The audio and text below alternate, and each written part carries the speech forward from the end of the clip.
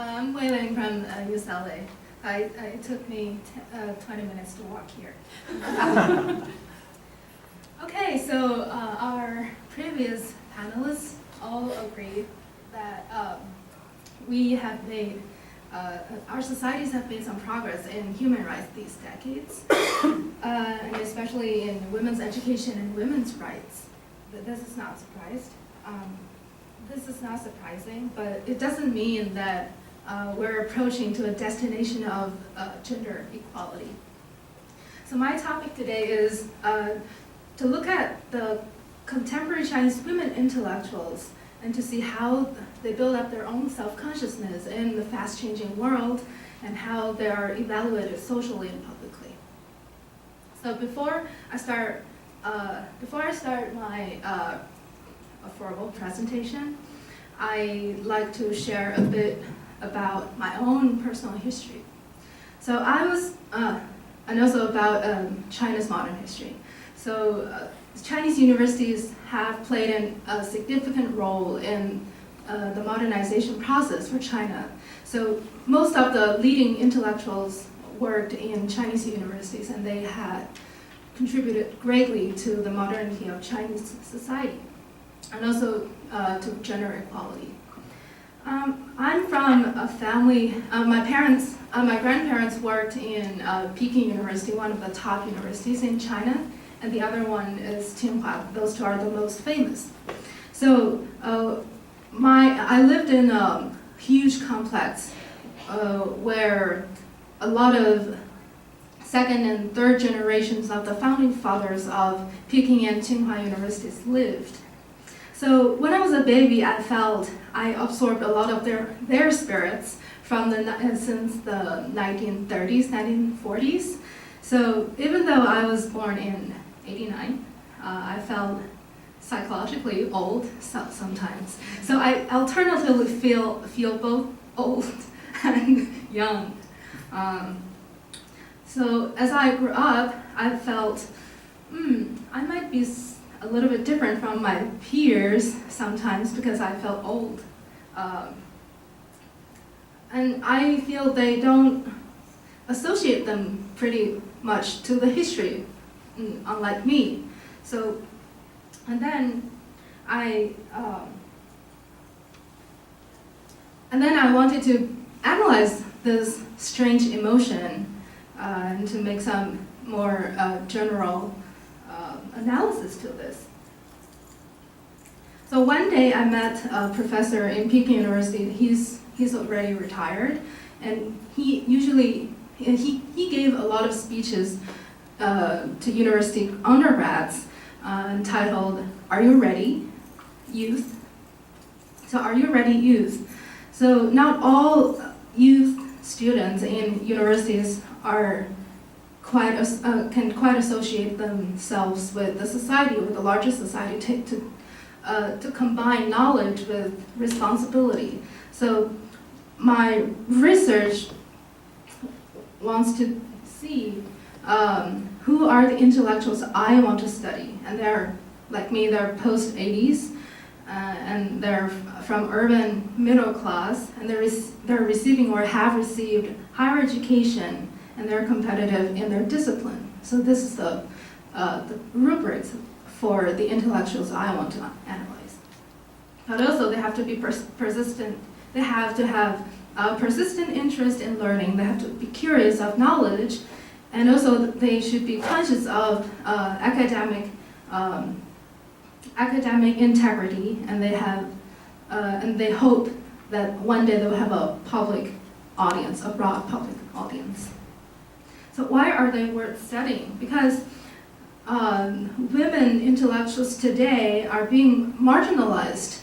It's not a parallel relation with the booming Chinese economy and China's increasing influence on the world stage. So in defining being Chinese and in defining what China means, there are more patriarchal voice in the public. So feminist concerns nowadays are considered as disruptive. So women, don't disrupt our career, our China. just go home. This is really surprising when the current President Xi Jinping said it very publicly to the whole nation.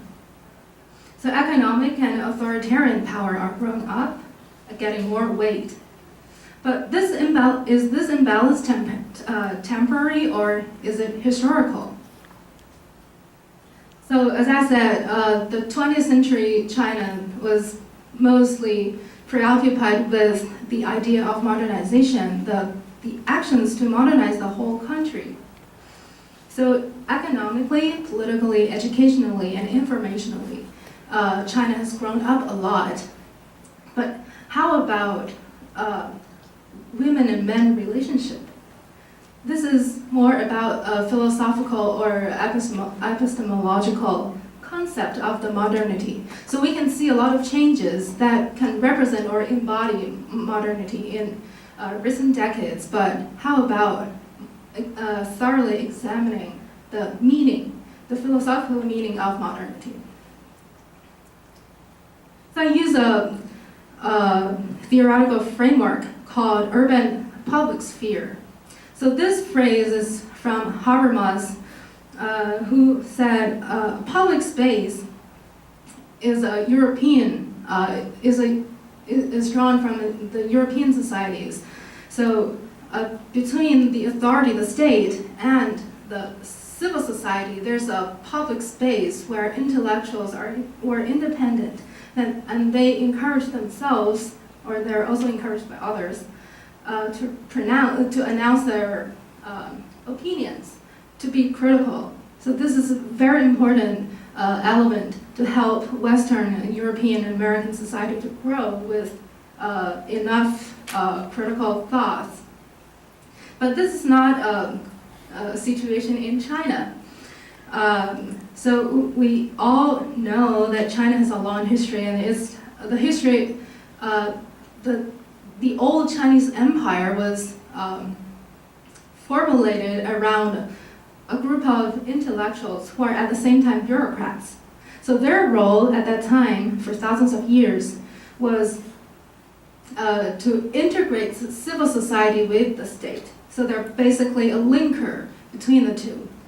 So their role was definitely not to critique the authority, but to help integrate the civil or rural society with the authority. It was not until late 19th century and early 20th century when the Enlightenment took place in China, when the urban public sphere started to grow. But even though universities started to prosper in the early 1900s, it basically focused on urban residents instead of rural. But the absolute majority of Chinese residents at that time were rural people. So they didn't have the urban public sphere linked with the majority of Chinese people.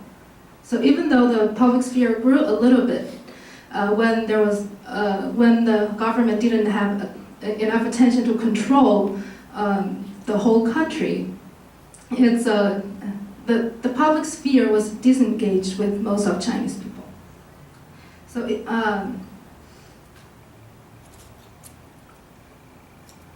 So women's education actually started in the 19th century, formal education, but the curriculum at that time was not quite modern. They were taught to be women. They were taught to be good wives, good daughters, even though they received some formal education.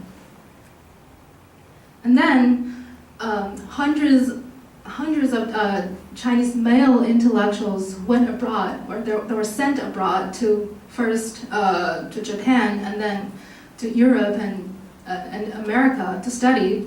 And when they returned to China, they brought in the Western idea of feminism. So let's empower our own Chinese women to build a nation, to fight against imperialism, to fight against feudalism and colonialism. So women's education in the 21st century, at least the most part of the 20th century, was parallel closely with the nation-building idea. So in their own opinion, they're closely associated with the destiny of the Chinese nation. This is what most Chinese people think about gender equality in terms of education and political participation.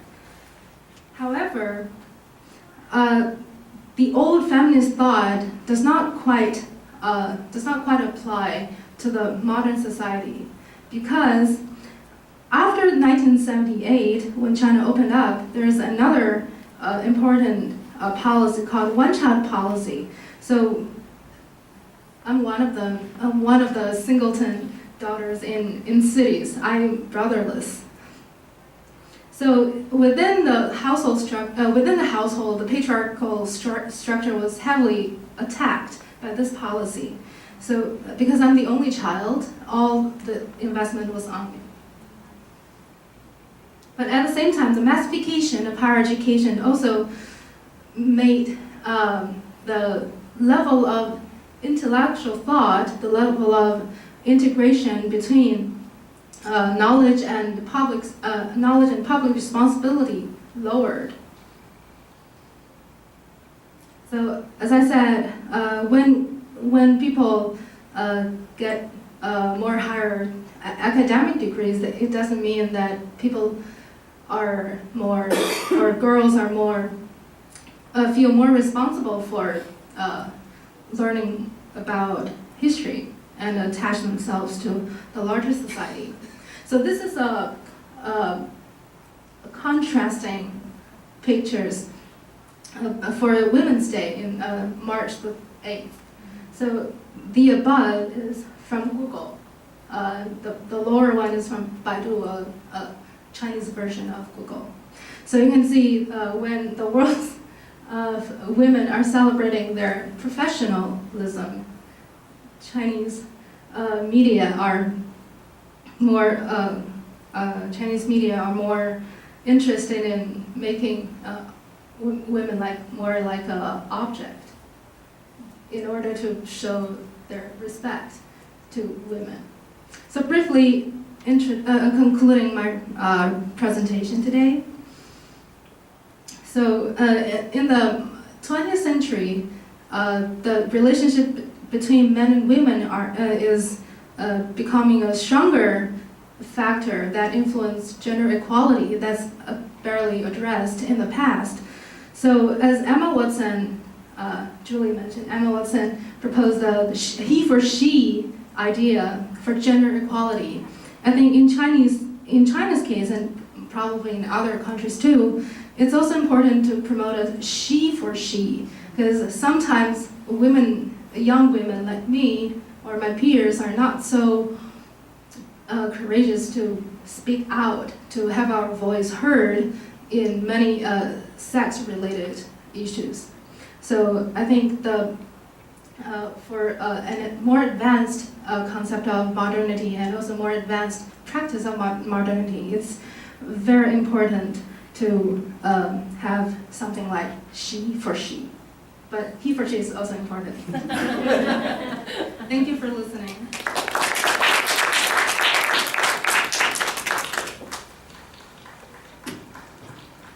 Our next speaker is Erica Baker. She is, is Erica Baker.